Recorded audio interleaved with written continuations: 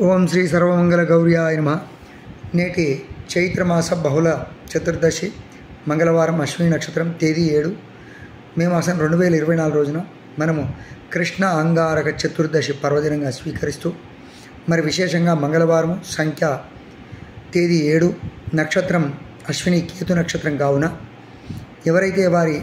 జన్మాది వ్యవహారాది జాతకాల దృష్ట్యా వారికి ఉండేటువంటి రాహుపీడ కావచ్చు, కేతుపీడ కావచ్చు, గ్రహచార గోచారంలో ఉండేటువంటి సమస్త రాహుగ్రస్త పీడలు, కేతుగ్రస్త పీడలతో విశేషంగా ఎవరైతే వివాహం కానటువంటి కన్యలు లేదా వివాహం కావాల్సినటువంటి వరులు, కుజదోషం కావచ్చు, కాలసర్పదోషం కావచ్చు ఇత్యాది వారందరూ కూడా రేపు వారి శరీర స్థితి, ఆర్థిక స్తోమతను బట్టి శ్రీశైలాది కాళహస్తి క్షేత్రంలో వెళ్ళి అక్కడ రాహుకాలంలో లేదా ప్రదోష సమయంలో అక్కడ ఉంటూ యథావిధి అర్చనలు, కాలసర్ప పూజలు లేదా ధ్యానము లేదా చివరికి ప్రదక్షిణాలు చేస్తూ అక్కడ స్వామి సన్నిధానంలో ఉంటూ ప్రదోష దర్శనంలో మంగళారతి దర్శనం చేస్తూ మరి ఆ స్వామి కృపను స్వీకరిస్తూ, అంతేకాకుండా అక్కడికి వెళ్ళలేని వారు వారి ఇంటిలో కావచ్చు, వారి దగ్గరలో ఉన్న దేవాలయంలో వెళ్ళి విశేషంగా మరి మంగళవారం కావున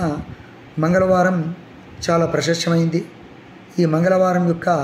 అధిపతి కుజుడు, కుజునికి అధిష్టాన దేవతలు దుర్గా సుబ్రహ్మణ్య స్వామిని కావున ఎవరైతే సుబ్రహ్మణ్య స్వామిని, దుర్గాదేవిని ఈ కృష్ణాంగారక చతుర్దశి రోజున పూజిస్తారో వారికి ఆ జన్మ పర్యంతం ఉన్నటువంటి సమస్త రుణపీడలు, శత్రుపీడలు, రోగపీడలు, విశేషంగా గృహంలో ఉండేటువంటి ఆకస్మిక దుర్దోష దుస్వప్నంలో దుర్ఘటనలన్నీ కూడా నశించి శ్రీ సర్వమంగళ గౌరి కృపతో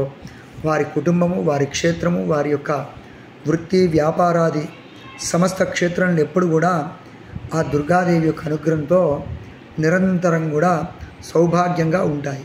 ఇది చాలా గొప్పది, అవశ్యము. ఇటువంటి అవకాశం రావడం కూడా మనకు